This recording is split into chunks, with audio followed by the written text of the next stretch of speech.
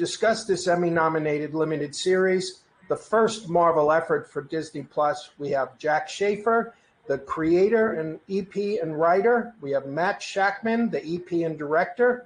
We have Elizabeth Olsen and Paul Bettany, who reprised their roles as Wanda and Vision from the Marvel Avengers movies. And we have Kathryn Hahn, who morphs from the stereotypical nosy neighbor from those 60s sitcoms into a deadly antagonist for Wanda. Welcome all, and I want to cut to a clip. Okay, so let me start this way. Now, we all saw Vision killed dramatically by Thanos in Avengers Infinity War for the stone in his forehead. For Jack, what sparked the idea of cloaking Wanda's grief and losing her love through this homage of classic TV sitcoms, and what gave you the faith that Marvel audiences would hang in there? I mean, this was familiar to anyone who watched Bewitched or Lucy or any of these shows, but it was so different from what the Marvel fans have been used to seeing on movie screens. Yes, thank you. So the original concept for the show, Wanda and Vision in classic sitcoms, that was Kevin Feige's idea. He is a real Nick at Night kind of a guy. And there's a long history in the comics of Wanda and Vision trying to really make a go of it in various kind of suburban spaces. So it was very intuitive, strangely enough. But it was the idea of making audiences real dyed in the wool, MCU fans hang in and believe in this story and want to stick with it. That was a challenge, and everything hinged on Wanda and Vision and their love. All of our writing was about trying to get to the heart of why the two of them are together, why they love each other so much, and to see them in an environment where they get to have fun and be domestic and take a breath and not be running from aliens all the time. And luckily we had these three charming actors to keep people interested.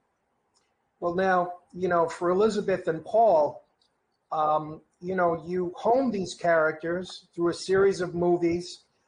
What in the pitch or the scripts that you read convinced each of you that this was the right way to go to continue the storyline?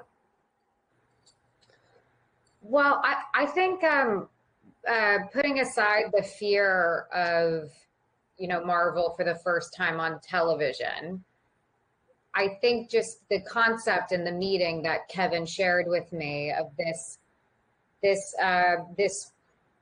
secret that we haven't shown yet of Wanda using these American sitcoms as a source of comfort throughout her life, and that being the launching off point into this kind of twisted Twilight Zone way of telling a story about her trauma and her life experience. It sounded bizarre and fun, and it sounded new, and so I really loved Twilight Zone, and I thought the joy of being able to try out American sitcoms and have it make sense. I think just that nugget was exciting to me. Paul, how about you? Well, I was primed. I thought I was getting fired, so I was primed to, when I found out I wasn't getting fired, I was primed to love any idea that Kevin was pitching. But it seemed like a fantastic idea. But then, really, what happened was when I went in to see Jack, and she pitched it to me, and I thought she had taken this sort of nugget of an idea and made it so intricate and beautiful. The idea that there is this woman who's had faced this insoluble problem, which is death and grief, and so but she happens to be a witch. So she creates this new world in which there are seemingly insoluble problems that are eminently soluble if you team up with your loved one. I just thought it was so clever, and I was really, that was the moment I was really bowled over, was when I went into that writer's room. And Kathryn, how about you? Well, I mean, I didn't know much, honestly, about the intricacies of their relationship. I knew what I felt when I watched the movies. Like, I felt the spark between Paul and Lizzie. I also had always admired their work as performers. I think they're both like, you know, some of the best, couple of the best we have. So the idea of like being able to perform with them in anything was very thrilling. And then when I read when Jack and Matt walked me through the arc of this, and the idea of, like, Lizzie's point, using the sitcom and the feeling of a person using the safety and nostalgia and comfort and like the okay at the end feeling of a sitcom to try to carve out for herself some way through her grief and her like the whole thing sounded so crazy ambitious and so thrilling. And then I heard the word witch and I was like, well, forget it. There's hook, line, and sinker. I was sold. Well, you know, for Matt and Jack, so you steep this in these sitcoms, and while we would sit there before during the beginning of each episode and say, okay, so that's Malcolm in the Middle. But a lot of them were the very early classic sitcoms, and I wonder, you met with Dick Van Dyke. What was the most valuable thing that he told you about why sitcoms like this worked so well with all the limitations of the period and the sly ways they got around these depictions of purity to make them funny? I asked him that question. I wanted to know what was the secret sauce. And he said that if it couldn't happen in real life, it couldn't happen on the show. And that Carl Reiner would gather everyone around the table on their first day of rehearsal each week and say, well, what happened this weekend? And he would take all their stories from their real lives and he'd put it in the show. So like Law and Order, ripped from the headlines, it was just taking everyone's domestic experience and turning it into the show. And so if you're basing it on something that's so grounded and real and that everyone is experiencing, there's room to trip over ottomans and do crazy pratfalls and be physical. And so that's what allowed that show, I think, to be both stilly and also really emotionally engaged. And I think everyone believed in that relationship. They believed in Mary Tyler Moore and Dick Van Dyke as a couple.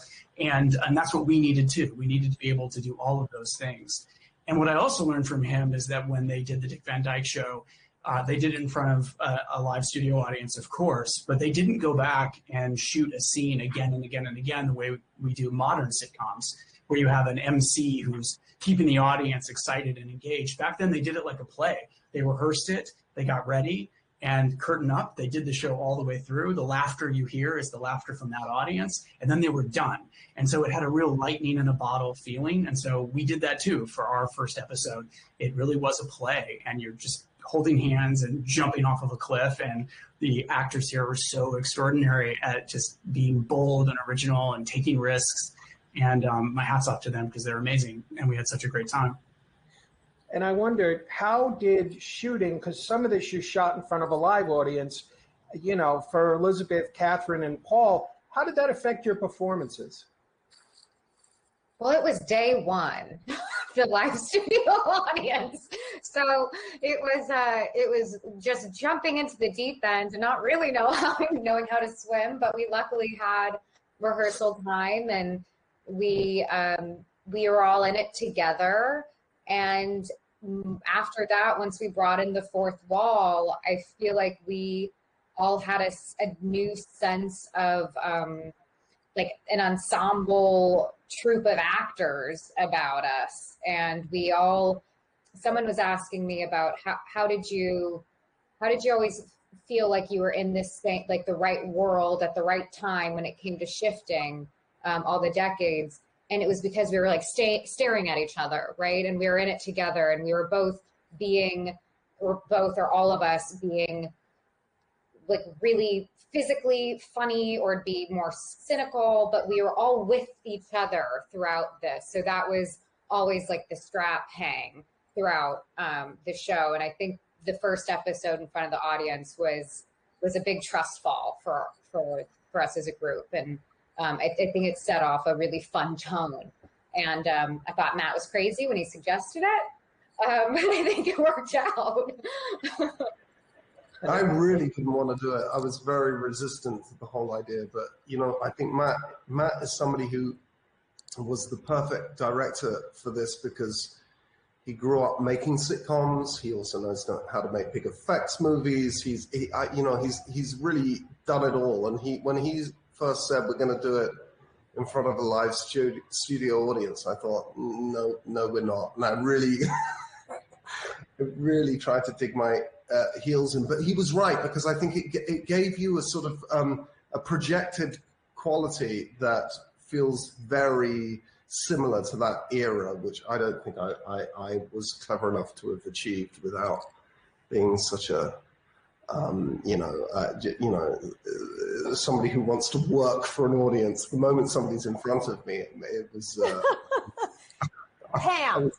Ham is the word I'm looking for. Thank you so much. You're welcome. Well, now, we're going to show a second clip, and this one, Elizabeth and Kathryn take center stage. So let's watch that. Now, Elizabeth, you'll take Scarlet Witch character to the next Doctor Strange movie. Paul, it feels like you're running Marvel movies, which goes back to Jarvis and Iron Man, seems to be at an end. What are the most treasured memories that you take away from those years and the chance to cap it off with such a terrifically executed series? Well, it was a beautiful way to, it was a beautiful culmination for all of these things that Lizzie and I had done together. These little, we really found us a lane for ourselves, I think, which is what sort of kept. We were a difference in tone in those movies, I think. But you never know with Marvel, right? You never know whether you're done. So I don't want to call it the end yet. But this was definitely the most creative.